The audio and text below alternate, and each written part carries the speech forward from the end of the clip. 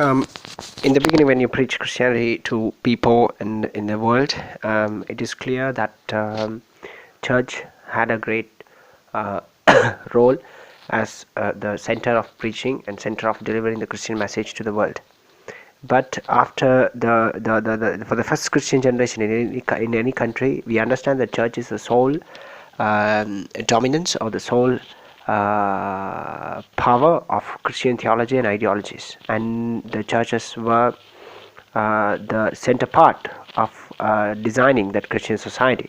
But when you go to that second or third or fourth generation, the fourth generation kids will feel that we are already Christians, because since childhood they preach Christianity to us, so we already follow Christians, so we have the equal right to speak within the church.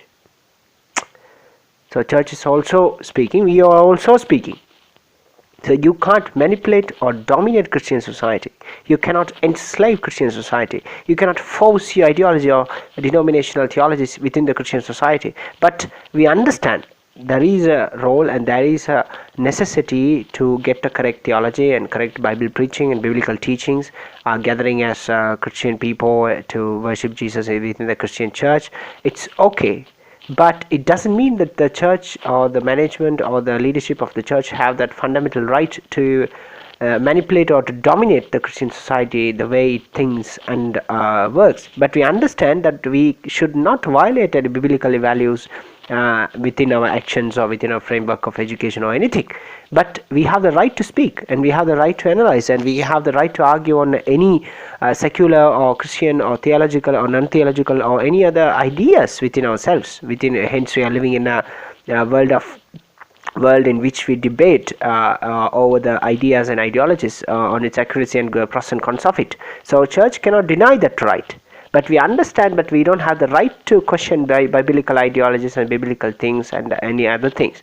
But it doesn't mean that the church has the sole right to control the freedom of speech among the believers. But I understand that any of the wrong or misinterpreted or wrong ideas or wrong interpretations or civilizational standards can be tolerated.